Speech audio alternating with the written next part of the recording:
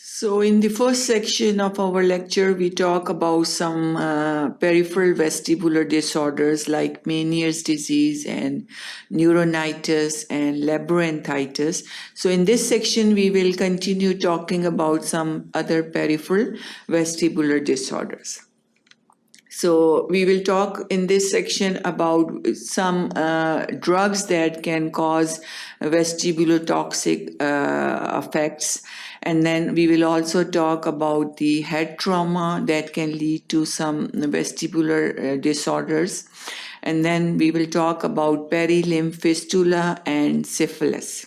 And then we will also talk about acoustic neuroma. So vestibulotoxic drugs. Vestibulotoxic drugs are the drugs that have toxic effect on the vestibular system of the ear. So vestibular system is mainly the inner ear that is responsible for maintaining the balance and position. So vestibulotoxic drugs. The very common toxic drugs or autotoxic drugs are the aminoglycosides, antibiotics, which include streptomycin, gentamicin, and kanamycin. Once very commonly used antibiotics, aminoglycosides have effect on the ear. So they have vestibulotoxic effect. And then if the patient is on these drugs, it's very important that patients should be advised that if they have any symptoms like dizziness or vertigo, they should contact the doctor. So these should be switched or stopped. So common drugs, streptomycin, gentamicin, and kanamycin, all these belong to aminoglycoside group. The other drugs that can cause dizziness or unsteadiness are antihypertensives, and then we have labyrinthine sedatives, estrogen preparation, diuretics, and antimicrobial and anti-malarial drugs. So all these drugs, they have the tendency to cause dizziness or vertigo, and if the patient have complications like this, they should contact and see the doctor.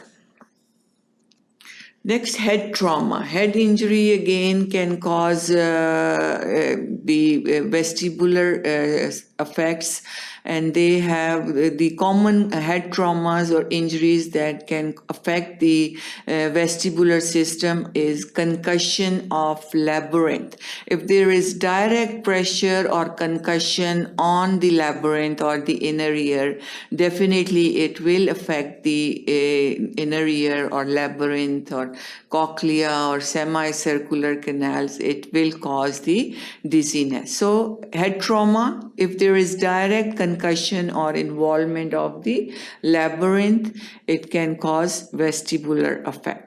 Then we have completely, if it disrupt the bony labyrinth and eighth nerve. Eighth nerve is the vestibulocochlear nerve. It's the cranial nerve, and it is mainly associated with the balance and positioning. Vestibulocochlear nerve, eighth cranial nerve. And if there is damage as a result of head injury to bony labyrinth, then definitely it will cause the problem with the positioning, vertigo, and the balance. And then if the head trauma can lead to perilymph fistula. Perilymph fistula is the connection between two structures.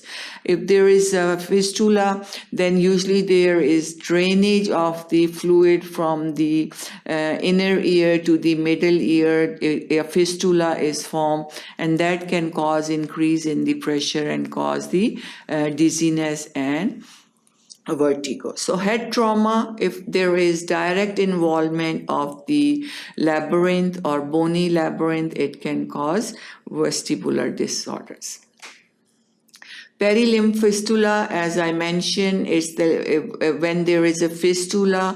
Fistula is the connection between two parts. In this is the connection between the inner and the middle ear, and there is leakage of fluid through the oval window and round window into the middle ear. So here perilymph leaks into the middle ear through oval and round window. These are the round window and oval window, and there is drainage or leakage of the fluid from these two windows into the middle ear. There is increase in the pressure, there is leakage of fluid. That all can happen, and it can cause pressure and cause dizziness and vertigo. Then syphilis. Syphilis is the another disorder. Syphilis is a sexually transmitted disease. It is caused by the organism known as Treponema pallidum. And syphilis has stages like primary, secondary, tertiary syphilis.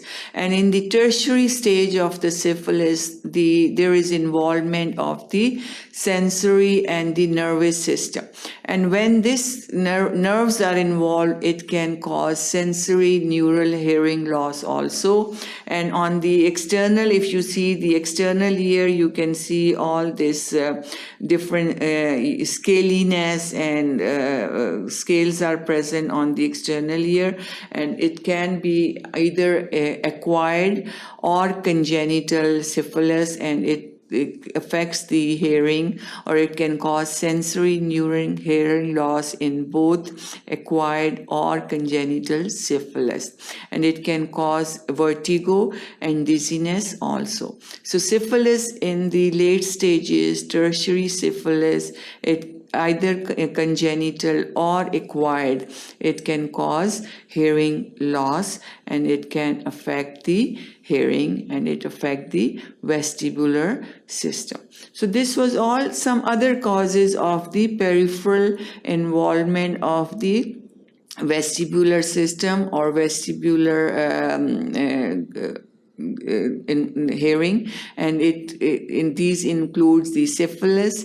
Then we talked about also the perilymph fistula, we talk about the head trauma, and we talk about the vestibular toxic drugs. So all these, including some common causes, we talk in the first section, like Meniere's disease. Then we talk about neuronitis, we talk about labyrinthitis. So all these are the disorders that lead to peripheral vestibular nerve involvement. So vestibular toxic drugs, head trauma, and then perilymph fistula and syphilis, which is the disease that is not directly associated with the ear, but in the tertiary stages of syphilis, when it spreads to the different parts of the body, and it involves the nervous system,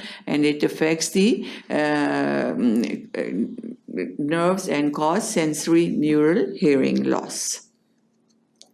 Next is the acoustic neuroma. Acoustic neuroma, oma is the term used for the tumor or growth. So acoustic neuroma involves the 8th cranial nerve, and it involves mainly the internal acoustic meatus. We have two meatus. We have external auditory meatus. We have internal auditory or acoustic meatus, and this involves the internal meatus. Here you can see there is a growth, and it causes compression of the cochlear nerve, which is the 8th cranial nerve. We have vestibular nerve, so vestibular cochlear nerve, and neuroma, this is the neuroma present, and cause this acoustic neuroma on the within the internal meatus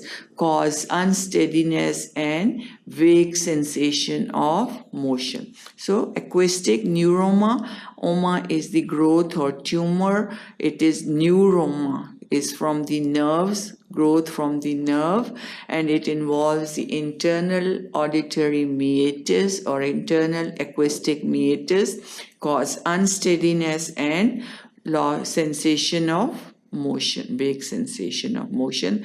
And you can see here in this diagram there is acoustic neuroma close to cochlear nerve here. So that was all about the peripheral disorders or disorders that affect the peripheral vestibular nerves or the end organs of the peripheral nerves. Thank you for watching sqadia.com.